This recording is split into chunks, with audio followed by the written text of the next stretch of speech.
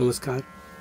चंद्र राशीप्रमाणे मिथुन राशींच्या व्यक्तींना जुलै 2025 या महिन्यासाठी मी आता मार्गदर्शन करणार आहे. मिथुन राशींच्या व्यक्तींना मी असं सांगू इच्छितो की सध्या आपली परिस्थिती जी आहे ती आपण करू ते घडेल अशी आहे.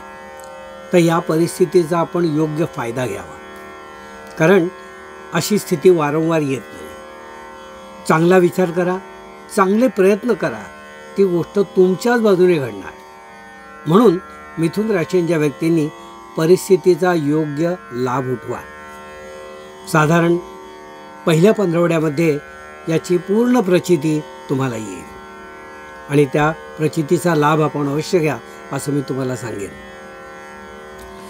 मिथुन राशींच्या व्यक्तींना मी असं सांगू इच्छितो की या महिन्यामध्ये ग्रहांची अनुकूलता असताना सगळ्या गोष्टी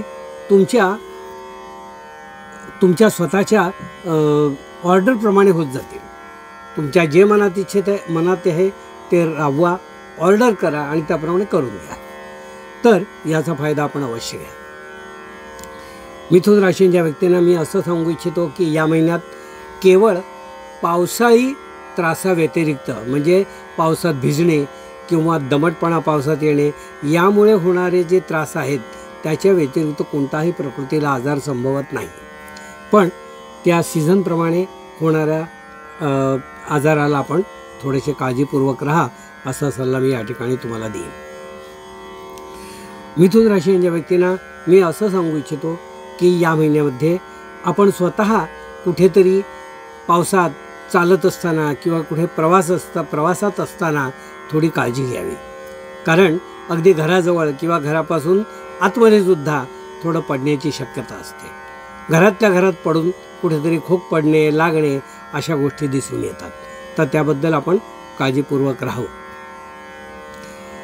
मिथुन राशीच्या व्यक्तींना मी असं सांगू इच्छितो की या महिन्यामध्ये स्वतः आपण ज्या वेळेला घरामध्ये आपण काही विशेष गोष्ट करू इच्छितो त्याचं आपण प्लॅनिंग केलेलं आहे, ती गोष्ट घडणार आहे आणि ती गोष्ट त्यावेळेत येणार आहे. अशा सगळ्या गोष्टी अनुकूल असताना काही गोष्टीला थोडा विलंब होतो. तर त्या गोष्टी अशा असतात की त्या तुमच्या हातात नाही आहेत. उदाहरणार्थ तुम्ही एक सोफा कंपनीची ऑर्डर दिली आहे, तुम्ही बुक केलं आहे, पण ती डिलिव्हरीच येत नाही आहे. का? तर गोडाऊनमधून माल आलेला नाही. या गोष्टीला तुम्ही काही करू शकत नाही. उगाच चिडचिड करून आपल्यावर स्वतःवर त्रास करून घेऊ नका असा सल्ला मी तुम्हाला या ठिकाणी देऊ इच्छितो. त्याचप्रमाणे आपण स्वतः आपल्या नोकरदार जे आहेत त्यांना मुद्दाम सांगतोय, नोकरदार जे लोक आहेत त्यांनी नोकरीमध्ये संघर्षाला सामना करावा लागेल असं दिसून येतं. म्हणजे आपली नोकरी आणि घर या दोन वेगळ्या जबाबदारी आहेत. तर घरच्या जबाबदारीत आनंद दिसला तर नोकरीच्या फ्रंटवर मात्र थोडा संघर्ष करावा लागेल असं दिसून येतं. संघर्ष म्हणजे तुम्ही केलेलं काम तुम्हाला प्रूव्ह करावं लागेल, हे बरोबर आहे आणि हीच पद्धत आहे असं तुम्हाला ठासून सांगावं लागेल, हे तुम्ही लक्षात घ्या. आणि त्यातून संघर्ष करावा लागला तर फ्रस्ट्रेशन आपल्याला स्वतःला येऊ देऊ नका. कारण तुम्ही करताय ते योग्यच करतायत, पण ते दुसऱ्याच्या गळी उतरवणं आजकाल खूप महत्त्वाचं आहे. तर ते गळी उतरवायला शिका. मिथुन राशीच्या व्यक्तींना मी असं सांगू इच्छितो की आपल्या मुलांच्या शिक्षणावर तुम्हाला थोडा लक्ष द्यावं लागेल किंवा त्यात लक्ष घालावं लागेल. कारण मुलं अर्धवट वयाची जी असतात, 10-11 वर्षाची मुलं, त्यांना सांगितलं की ते लगेच ऐकतात असं नाही. थोडं त्यांना फॉलोअप करावा लागतो. तर तुम्हाला फॉलोअप मात्र अवश्य करावा लागेल. फॉलोअप जर केला नाही तर मुलं तुमची परीक्षेत किंवा अभ्यासात मागे पडतील, हे मी तुम्हाला मुद्दाम आवर्जून सांगू इच्छितो. कारण तुम्ही या गोष्टीमध्ये दुर्लक्ष करता कामा नये. मिथुन राशीच्या व्यक्तींना मी असं सांगू इच्छितो की या महिन्यामध्ये उत्तरार्धामध्ये आपल्या कुटुंबात काहीतरी प्रसंगाने एक गेट टुगेदर होण्याची शक्यता दिसून येते. काही धार्मिक कारण असेल किंवा अन्य काही कारण असेल तर एक गेट टुगेदर, बर्थडे वगैरे अशा कारणाने एक गेट टुगेदर होऊ शकतं. तर ते गेट टुगेदर आपण अवश्य अरेंज करा.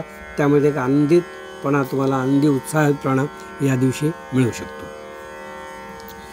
कोर्ट किंवा अशा कचेरीच्या बाबतीत ज्या काही मॅटर्स असतील त्या मॅटरमध्ये सध्या आपण पडू नका. कारण उगाचच दुरावा येण्याची शक्यता दिसते.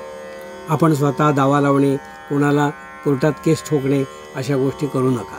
कारण तो दुरावा निर्माण झाला की नाते कायमचे तुटतात किंवा आकस राहतो. तर तो आपण आता ठेवण्याची गरज नाही आहे, कारण हे संकटाला नवीन निमंत्रण होईल. तर या गोष्टी आपण मुद्दाम याबाबतीत टाळा. मिथुन राशीच्या व्यक्तींना मी सांगू इच्छितो की धार्मिक बाबतीत आपण आपल्याला हवा तेवढा वेळ या महिन्यात देऊ शकणार नाही. पण जेवढा शक्य आहे तेवढा तर द्या. जेवढा अपेक्षित नाही देऊ शकला तर जेवढा देता येईल तेवढा द्या. त्यामध्ये आळस करू नका.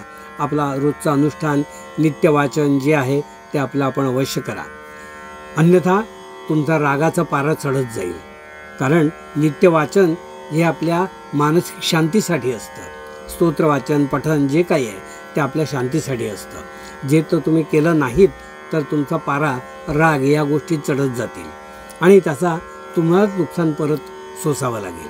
म्हणून या गोष्टी शक्यतो तुम्ही आपण जे आहेत धार्मिक बाबतीत ते आपण वेळच्या वेळी करा, असाच सल्ला मी या ठिकाणी तुम्हाला देईन.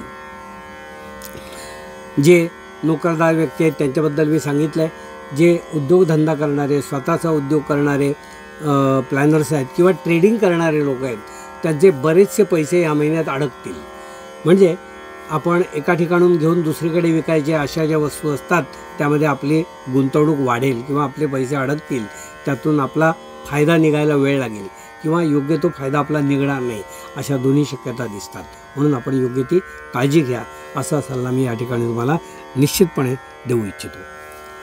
मिथुन राशीच्या व्यक्तींना मी असं सांगू इच्छितो की या महिन्यामध्ये आपल्या मित्रपरिवार किंवा आपले जोडीदार यांचं ऐका, सगळ्या गोष्टी मान्य करू नका. कारण काही गोष्टीवर विचार करावा लागतो. आपल्याला पटली आणि ताबडतोब केली अशा गोष्टी सगळ्या साध्य होत नाहीत. म्हणून आपण विचार करा. पटली तर अवश्य करा, नाही पटली तर सक्तीने कोणतीही गोष्ट करू नका. कारण सक्ती ही आत्ता जरी आपण अनुभवली तरी त्याचा दूरगामी परिणाम वाईट असतात. म्हणून अशी सक्ती आपण करून घेऊ नका, असा सल्ला मी या ठिकाणी तुम्हाला देईन. हे होतं मिथुन राशीच्या व्यक्तींना मार्गदर्शन.